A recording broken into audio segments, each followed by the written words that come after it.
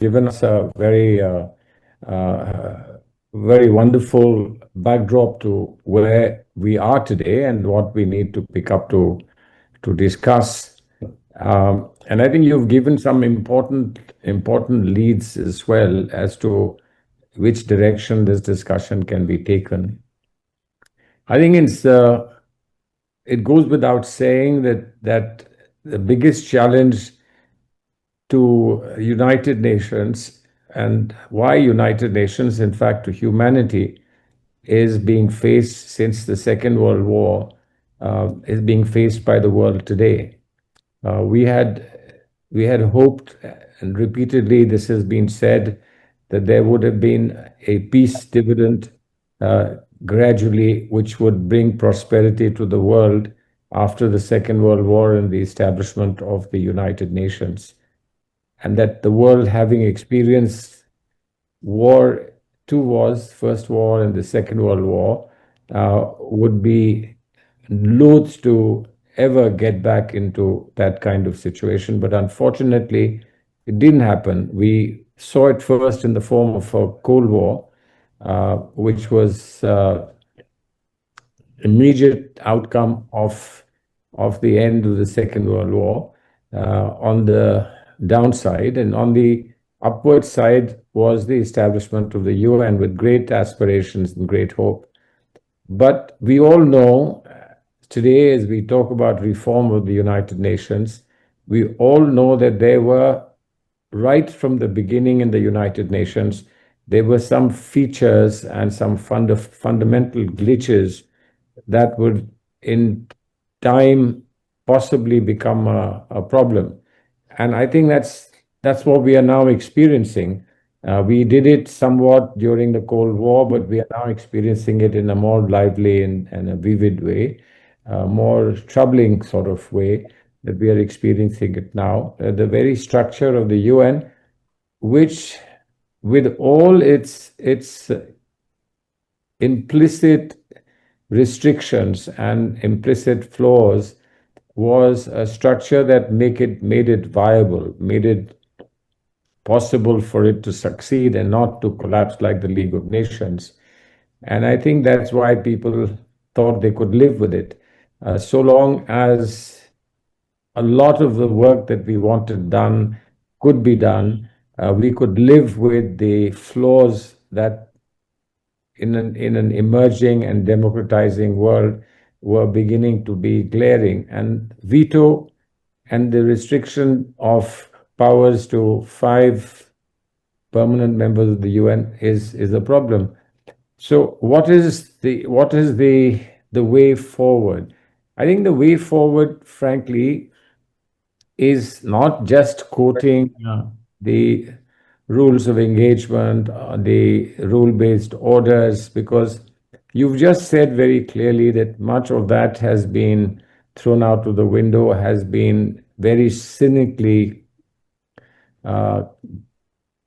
denied to the people who need it most desperately. And today we are watching this in a deadly live manner, if you like, to use that expression, both in Ukraine and in Gaza.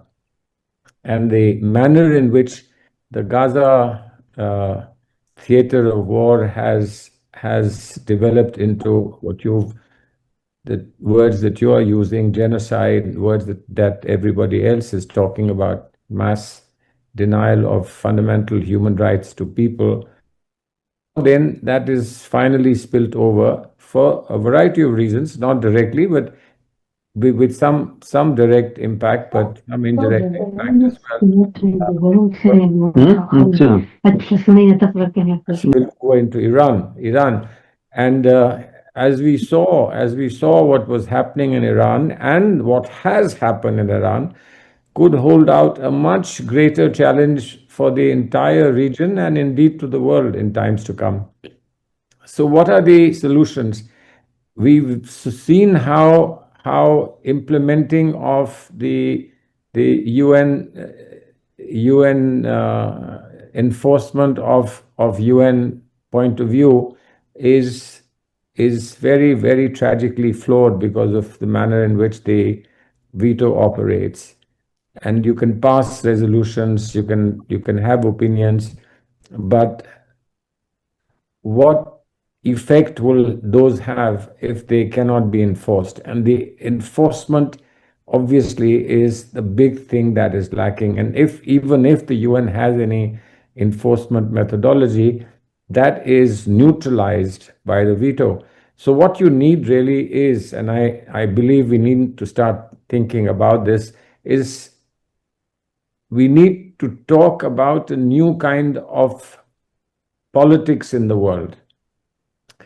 This would require a lot of people to do some bilateral work, a lot of people who will have to do multilateral work. Look at the larger picture. Look at the larger picture, which goes beyond our immediate benefits and the immediate comfort zones that we live in.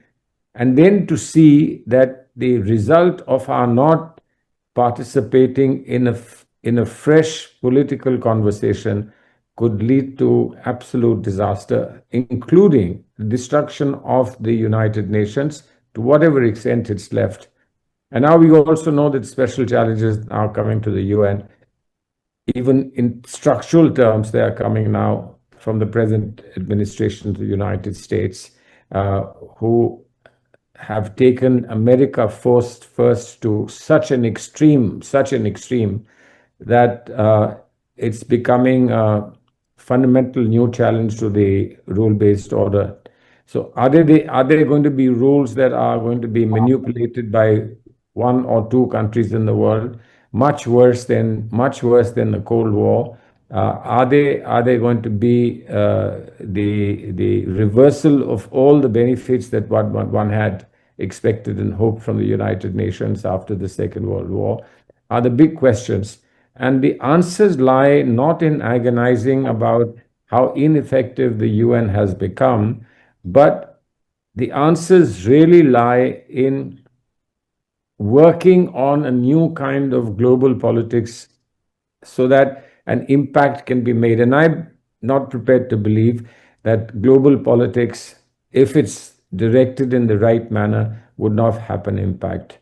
After all, the emerging world of the South, what's called the global South today, has periodically exercised, both at the UN and outside the UN, it's exercised enormous pressure and power to be able to achieve a great deal for the rules-based order. And I do believe that if we could organize world politics once again in that manner, but it requires a lot of leadership, it requires a lot of foresight, it requires a lot of application, it requires a lot of effort, a lot of endeavor. And it is not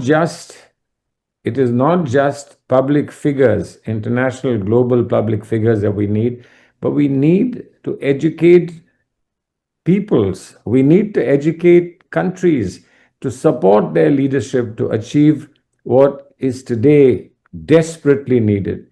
And I think that if anyone says that this is really a romantic exercise, that you're really hoping to do something that is completely in the realm of romance, my answer would be that the opposite is much worse. Much worse. To be disappointed in romance, to have loved and lost is perhaps a little better than not to have loved at all, because the opposite is staggeringly, stunningly, shockingly dangerous for the world and dangerous for humanity.